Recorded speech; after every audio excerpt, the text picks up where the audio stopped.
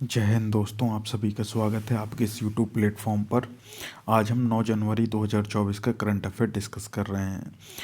Current affair discuss करने से पहले हम ये जान लेते हैं कि 9 जनवरी को क्या हुआ था। 9 जनवरी को सबसे पहले तो प्रवासी भारतीय दिवस मनाया जाता है। क्यों मनाया जाता है 9 जनवरी को प्रवासी भारतीय दिवस? क्योंकि 9 जनवरी 1915 को महात्मा गांधी दक्षिण अफ्रीका से वापस लौटकर आए थे, इसे याद रखिएगा। इसके अलावा 9 जनवरी 1922 को जन्म हुआ था डॉक्टर हरगोविंद खुराना का। डॉक्टर हरगोविंद खुराना को नोबेल पुरस्कार मिला था। इन्होंने विश्व का प्रथम कृत्रिम जीन विकसित किया था। यह कहा जाए प्रोटीन संश्लेषण में आनुवांशिक कोड और उसके कार्य की व्याख्या की थी डॉक्टर हरगोविंद खुराना ने। इसके लिए इन्हें नोबेल पुरस्कार मिला था। इसके अलावा 9 जनवरी 1982 को प्रथम भारतीय वैज्ञानिक दल अंटार्कटिका पहुंचा था। अंटार्कटिका जो महाद्वीप है वहां पर प्रथम भारतीय वैज्ञानिक दल पहुंचा था। आप सभी जानते होंगे कि अंटार्कटिका में भारत के 3 वैज्ञानिक शोध केंद्र खोले गए थे। पहला खोला गया था दक्षिण गंगोत्री जो 1983 में, दूसरा खोला गया था मैत्री जो 1988 में, और तीसरा खोला गया था भारती जो 2012 में। तो जो पहला खोला गया था दक्षिण गंगोत्री 1982 में अभी अस्तित्व में नहीं है। अभी केवल 1988 का मैत्री और 2012 का भारती, ये 2 शोध केंद्र वर्तमान में कार्यरत हैं। इसके अलावा 9 जनवरी 2000 को हेमा दास का जन्म हुआ था। हेमा दास जिन्हें धींग एक्सप्रेस के नाम से जाना जाता है, उनका जन्म 9 जनवरी 2000 को हुआ था। अब हम पहला क्वेश्चन देखते हैं। 9 जनवरी 2024 का पहला क्वेश्चन है, हाल ही में भारत सरकार किस देश में भारत पार्क बनाने की योजना बना रही है? भारत पार्क बनाने की जो योजना बना रही है भारत सरकार, वो बना रही है यूएई यानी संयुक्त अरब अमीरात में।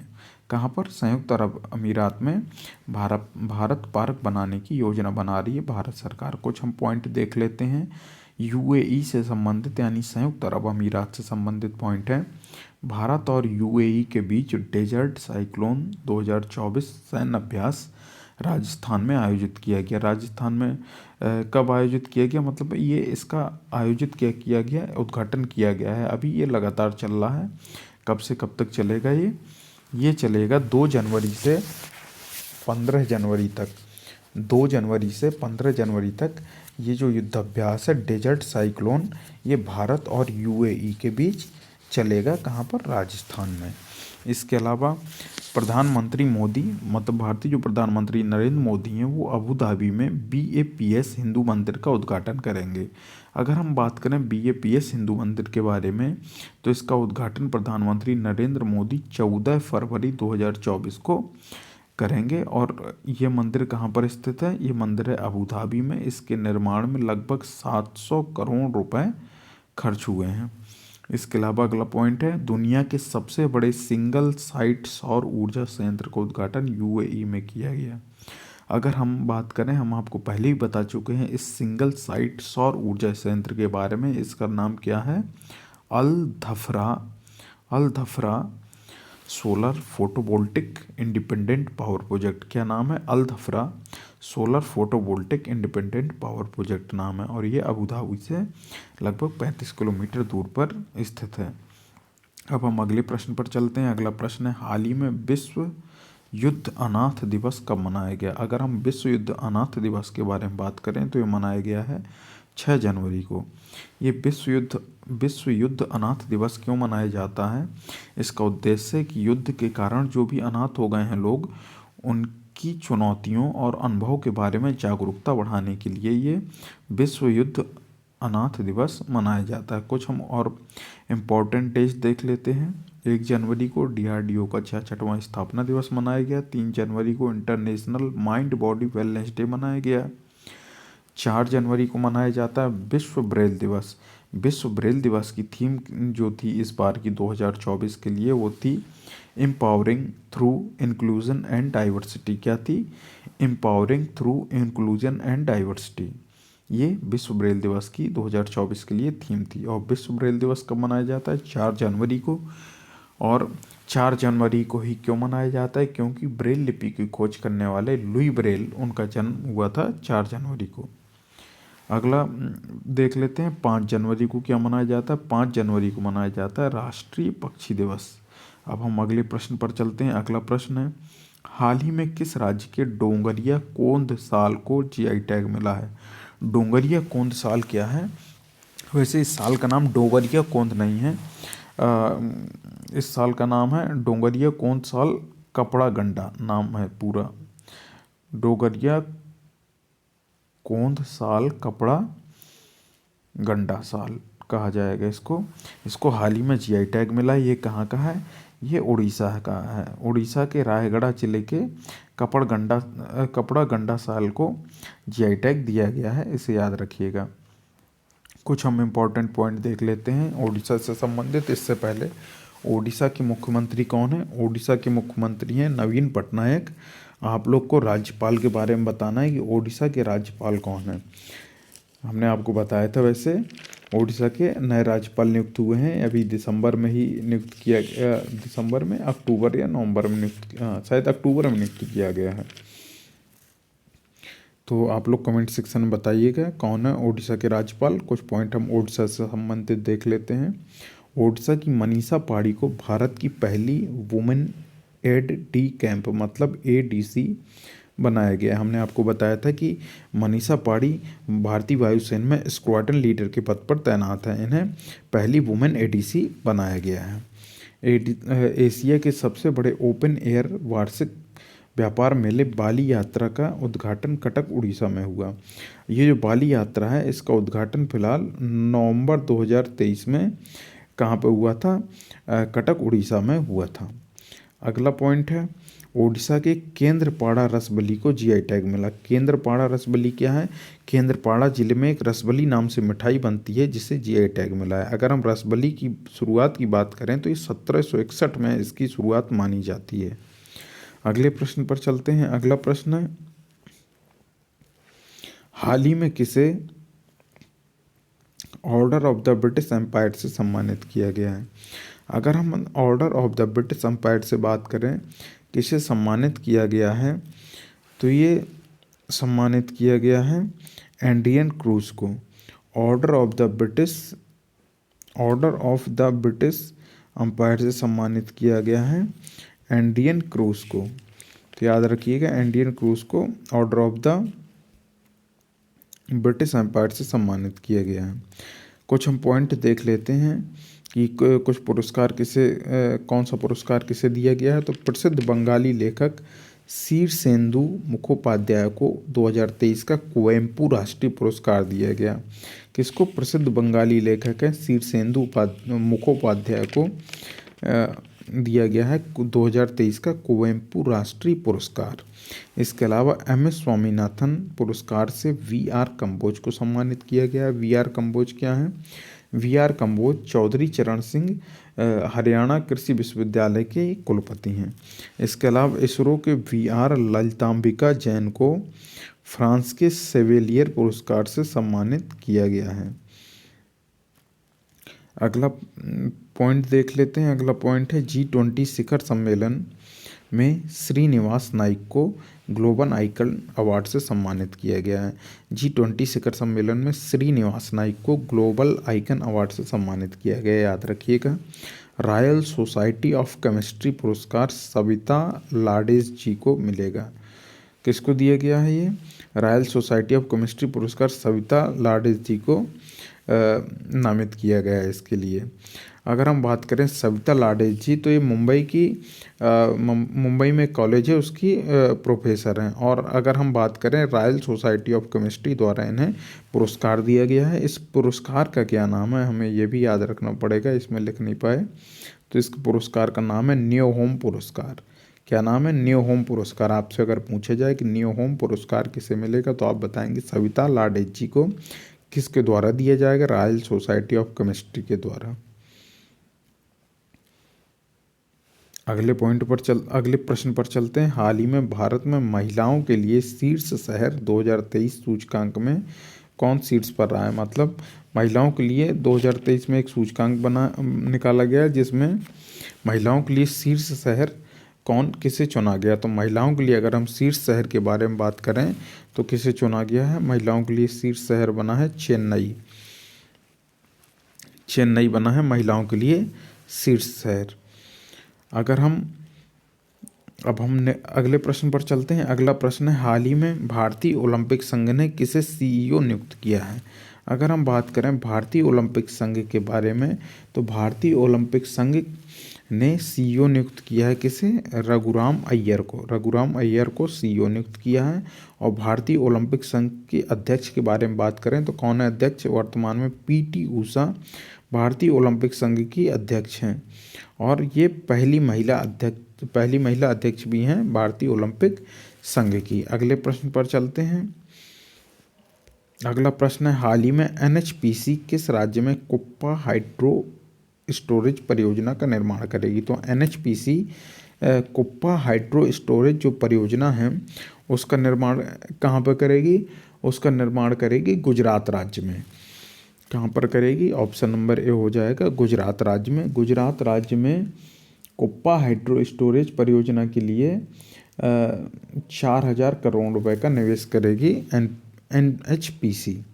अगले प्रश्न पर चलने से पहले कुछ इंपॉर्टेंट पॉइंट देख लेते हैं गुजरात से संबंधित। गुजरात में एक साथ 108 स्थानों पर सामूहिक सूर्य नमस्कार का गिनीज वर्ल्ड रिकॉर्ड हासिल किया गया। 1 जनवरी को 108 स्थानों पर अलग अलग 108 स्थानों पर सामूहिक रूप से सूर्य नमस्कार का गिनीज वर्ल्ड रिकॉर्ड हासिल किया गया गुजरात के द्वारा। कुछ और इम्पोर्टेंट पॉइंट देख लेते हैं। चेक गणराज्य के प्रधानमंत्री पेट्र फियाला वाइब्रेंट गुजरात समिट के मुख्य अतिथि होंगे। तो जो अभी वाइब्रेंट गुजरात समिट हुई है जनवरी 2024 में, उसके मुख्य अतिथि चेक गणराज्य के प्रधानमंत्री पेट्र फियाला, यहाँ पे कोष्टक नहीं रहेगा, यहाँ पे पेट्र फियाला वाइब्रेंट गुजरात समिट के मुख्य अतिथि होंगे। इसके अलावा गुजरात भारत की पेट्रो राजधानी के रूप में उभर रहा है। याद रखिएगा, पेट्रो राजधानी के रूप में भारत की पेट्रो राजधानी के रूप में गुजरात उभरा है। अगला पॉइंट देख लेते हैं। दुनिया का सबसे बड़ा कारपोरेट कार्यालय सूरत में बनकर तैयार हुआ है। तो इस कारपोरेट कार्यालय का क्या नाम है? इस कारपोरेट कार्यालय का नाम है सूरत डायमंड बोर्स, SDB। क्या नाम है? SDB कहते हैं शॉर्टकट में, सूरत डायमंड बोर्स। अगले प्रश्न पर चलते हैं। अगला प्रश्न है, हाल ही में किसे puberty athlete of the year 2023 चुना गया है? अगर हम बात करें puberty athlete of the year जिसे चुना गया है उनका नाम है विराट कोहली। तो भारत के क्रिकेटर हैं विराट कोहली। इन्हें 78% वोट मिले हैं और इन्होंने लियोनल जो स्टार फुटबॉलर हैं लियोनल मेसी, उनको पछाड़ते हुए ये puberty athlete of the year का खिताब अपने नाम किया है। अगले प्रश्न पर चलते हैं। अगला प्रश्न है, हाल ही में किस राज्य सरकार ने गुणोत्सव 2024 का शुभारंभ किया है? अगर हम बात करें गुणोत्सव 2024 का जो शुभारंभ किया गया है, ये किया गया है असम राज्य सरकार द्वारा गुणोत्सव 2024 का शुभारंभ किया गया। ये गुणोत्सव 2024 क्या है? छात्रों के मूल्यांकन के लिए ये गुणोत्सव 2024 एक तरीके से योजना का प्रारंभ किया गया है असम राज्य सरकार द्वारा। अब हम देख लेते हैं असम से संबंधित कुछ पॉइंट। तो असम में कौन सा उत्सव मनाया गया? चंदुबी उत्सव असम में मनाया गया है। उल्फागुट असम सरकार और केंद्र सरकार के बीच त्रिपक्षीय समझौता हुआ है। इसके अलावा 8वां Brahmaputra valley film festival Guwahati में संपन्न हुआ है। कहाँ पर? 8वां Brahmaputra valley film festival Guwahati में संपन्न हुआ है। गुवाहाटी के चित्रवन परिसर में संपन्न हुआ है, इसे भी याद रखिएगा। अगला पॉइंट है, अमृत वृक्ष आंदोलन के लिए असम के मुख्यमंत्री को गिनीज वर्ल्ड रिकॉर्ड प्रमाण पत्र प्राप्त हुआ है। अमृत वृक्ष आंदोलन कब था? 17 सितंबर को 1,11,00,000 पौधे लगाए गए। असम के मुख्यमंत्री ने एक योजना शुरू की थी, उसके तहत अमृत वृक्ष आंदोलन के तहत इसके लिए असम के मुख्यमंत्री हेमंत बिश्वा शर्मा को गिनीज वर्ल्ड रिकॉर्ड का प्रमाण पत्र प्राप्त हुआ है। इसके अलावा असम के मुख्यमंत्री को सिंगापुर की शीर्ष फेलोशिप, जिसका नाम है Lee Kuan Yew exchange fellowship, उससे इन्हें सम्मानित किया गया। किसको? हेमंत बिश्वा शर्मा को। अगले प्रश्न पर चलते हैं। हाल ही में किसे अगला प्रश्न है, हाल ही में किसे यूरोपीय निवेश बैंक के नए अध्यक्ष के रूप में नियुक्त किया गया है? अगर हम बात करें यूरोपीय निवेशी बैंक के नए अध्यक्ष के रूप में किसे नियुक्त किया गया है, तो ये नियुक्त किया गया है नादिया कैल्विनो को। किसे? नादिया कैल्विनो को नियुक्त किया गया है। और नादिया कैल्विनो ने 1 जनवरी 2024 से अपना पदभार ग्रहण किया है। अगर हम बात करें यूरोपीय निवेश बैंक की, तो इसका हेडक्वार्टर कहाँ पर है? लग्जमबर्ग में इसका हेडक्वार्टर है। कुछ पॉइंट देख लेते हैं इंपॉर्टेंट, नियुक्ति से संबंधित पॉइंट है। नेशनल एसेट रिकंस्ट्रक्शन कंपनी के प्रबंध निदेशक के रूप में पी संतोष जी को चुना गया। याद रखिएगा, नेशनल एसेट रिकंस्ट्रक्शन कंपनी के प्रबंध निदेशक के रूप में पी संतोष को चुना गया है या नियुक्त किया गया कहा जाए। AIRIA का नया अध्यक्ष शशि सिंह को बनाया गया। AIRIA का नया अध्यक्ष शशि सिंह को बनाया गया। हमने बताया था AIRIA क्या है? ये रबड़ के एसोसिएशन से संबंधित है।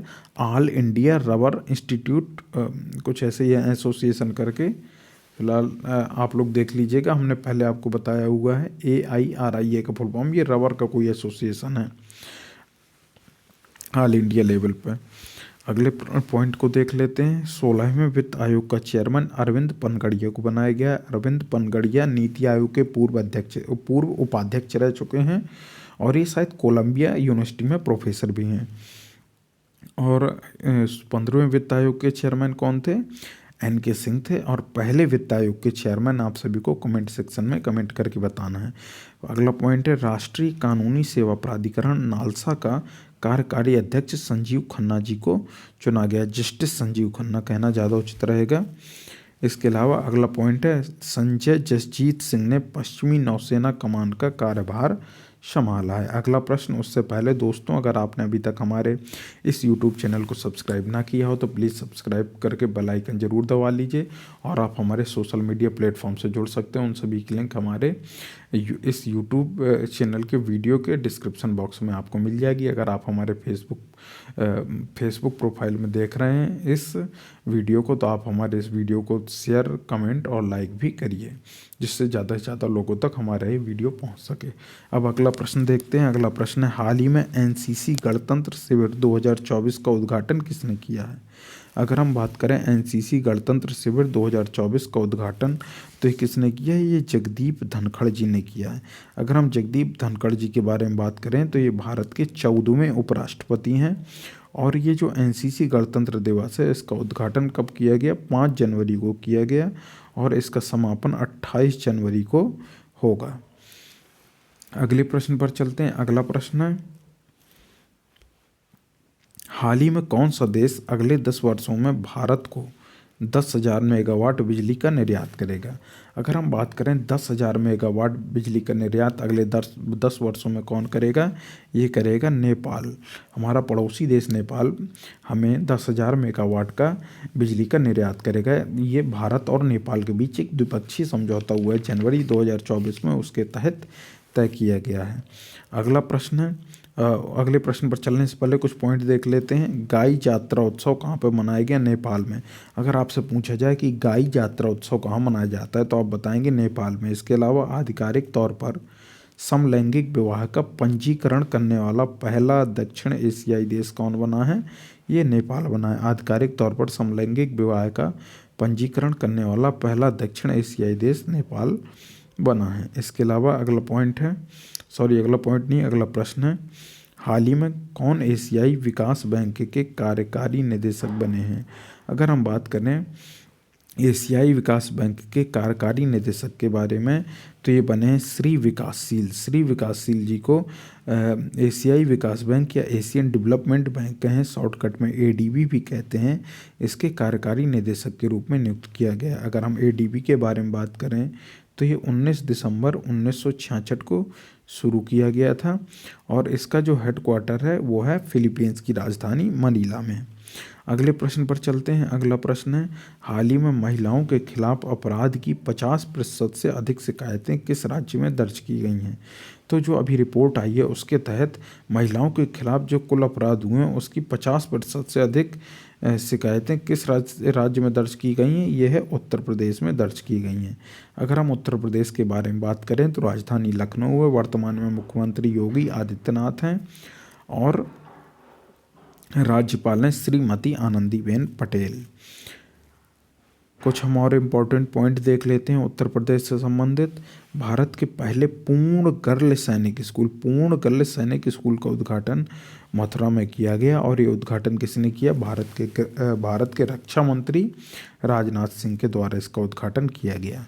उत्तर प्रदेश के पहले फ्लोटिंग रेस्टोरेंट का उद्घाटन कहाँ पे किया गया? प्रयागराज में किया गया।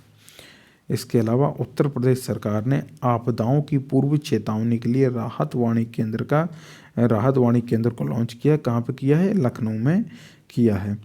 एक और पॉइंट है, उत्तर प्रदेश की पुलिस ने अपना व्हाट्सएप चैनल शुरू किया है। अगले प्रश्न पर चलते हैं। अगला प्रश्न है, हाल ही में NIIFL ने किसे अपना CEO नियुक्त किया है? अगर हम NIIFL के बारे में बात करें तो इसका फुल फॉर्म है नेशनल